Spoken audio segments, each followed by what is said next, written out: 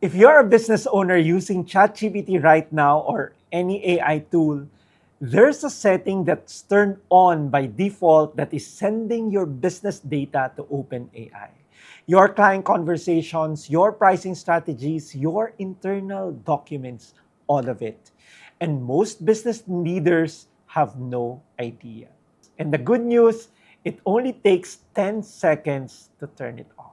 I'm Jerry Ilaw, the co-founder of Darky and Automa, and the founding president of the Philippine AI Business Association, giving you practical advice for implementing AI to your company. And in this video, I'll walk you through the 5 settings that you should change right now. The first one protects your data, the second one makes every conversation smarter, and the fifth one, most people don't even know it exists. Pero it changes how you use ChatGPT completely. But let's start with the most important one, the one that you should change today. Setting number 1, go to ChatGPT settings. Click Data Controls and you'll see a toggle that says Improve the model for everyone. You need to turn this off. When this is turned on, and it's on by default for free and plus plan subscribers, every conversation you have with ChatGPT can be used by OpenAI to train future AI models. And that means if you pasted your client list, your pricing strategy, your employee evaluations, a draft contract, lahat yan pwedeng gamitin nila for training. You wouldn't leave confidential documents on a table in a coffee shop, right? That's the coffee shop test from our earlier video. Kung hindi mo sasabihin sa harap ng strangers, huwag mong i-paste sa ChatGPT na naka-on ang training. Now, here's what most people don't realize. This isn't just a ChatGPT thing. Halos lahat ng AI tools ganito rin. So if you are using Claude, go to Settings, then Privacy, and turn off Help Improve Claude. If you are using Google Gemini, go to myactivity.google.com and turn off Gemini Apps Activity. All 3 are turned on by default.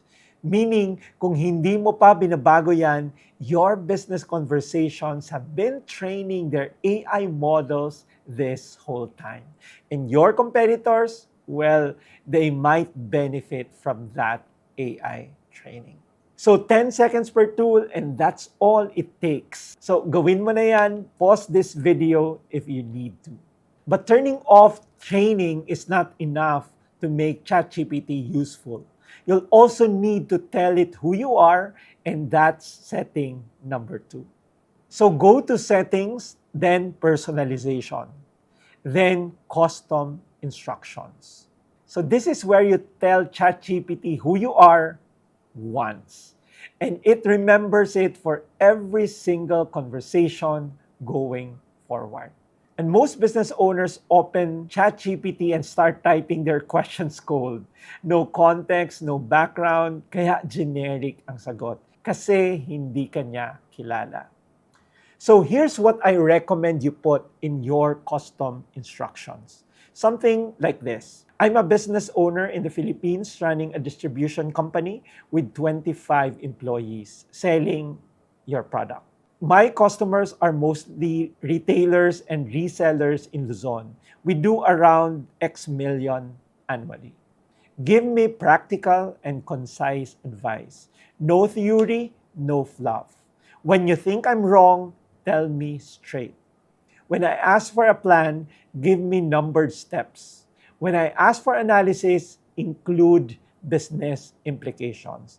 And when I ask for a decision, give me your recommendation first, then the reasoning.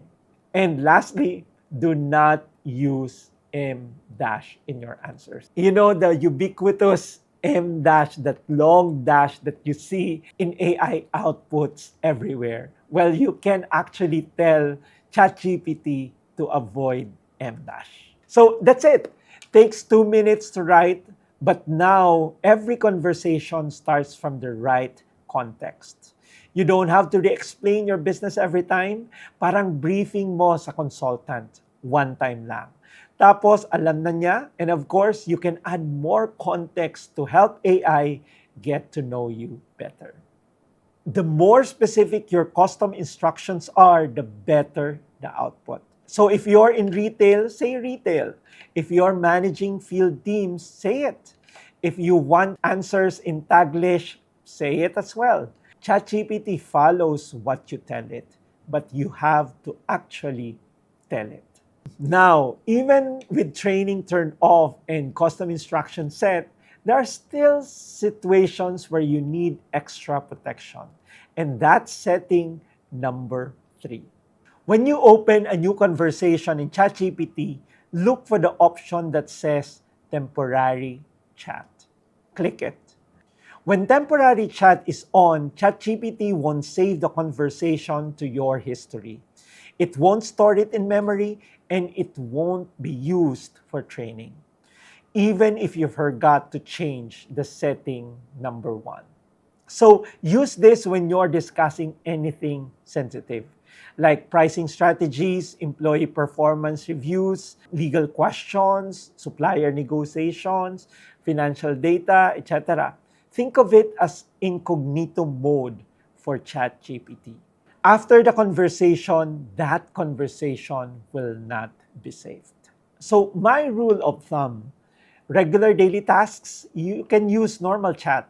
But anything involving confidential business information or sensitive topics, well, switch to temporary chat first. It only takes one click, but will keep your conversation private. So those first 3 settings are about protection. And the next 2 are about making ChatGPT significantly smarter for your business. So setting number 4, memory management. ChatGPT has a memory feature. It remembers things about you across conversations. So your preferences, your projects, details you've mentioned before. And this is powerful because it means ChatGPT gets better the more you use it. But here is the problem. Sometimes it remembers wrong. And if it remembers wrong, it gives you wrong output consistently. So go to settings, then personalization, then memory, and click manage. You'll see a list of everything ChatGPT thinks it knows about you. So review it and delete anything outdated, like old projects, previous roles, or information that's no longer relevant. So you have to check it regularly, at least once a month, and clean up what's in there. And don't turn memory off completely. A well-managed memory is what makes ChatGPT feel like a real assistant instead of a stranger you have to brief every single time. Just keep it clean and accurate. Now, the last setting, and this is the least known, pero it makes the biggest difference in output quality. Setting number 5 is model selection. Most people just use whatever loads by default. They don't even look at the model picker at the top of the screen. But choosing the right model for the right tasks, malaking difference sa quality ng output. So in ChatGPT right now, you have 2 main options, instant and thinking. Ganyan din sa Gemini. There's fast and thinking. Same concept. Think of it as having 2 consultants available. Instant or fast, that's your junior consultant. Mabilis, efficient, sumasagot agad, and use this for everyday routine tasks. For example, drafting a follow-up email to a client, rewriting a product description for your website, summarizing long article or report, or kaya creating social media captions. You can also use it for translating something from English to Taglish and writing a simple memo for your team. These are quick tasks. Hindi mo kailangan ng thinking model because it's instant and fast and it can handle these in seconds. And the quality is more than good enough. But there are times when you need the AI to think deeper. And that is the thinking model. That's your senior consultant. Mas malalim mag-isip, takes a little longer, pero yung output is on a completely different level. So use this when the task requires analysis, strategy, or judgment. So for example, if you're reviewing your financial data and spotting trends, or kaya comparing two financial proposals and recommending which one to choose, or building a marketing plan for your next quarter. These are tasks that need that AI thinking model. Other examples can include analyzing why your sales dropped last month and suggesting possible causes, drafting a complex client proposal that needs to address multiple requirements, or helping you prepare for a negotiation with specific strategies. You see the difference? One is about speed, get it done and move on, and the other is about depth. Think it through and get it right. So you wouldn't send your junior consultant to negotiate a multi-million peso deal, right? And you wouldn't ask your senior consultant to format a memo. Ganon din sa AI. Match the model to the task.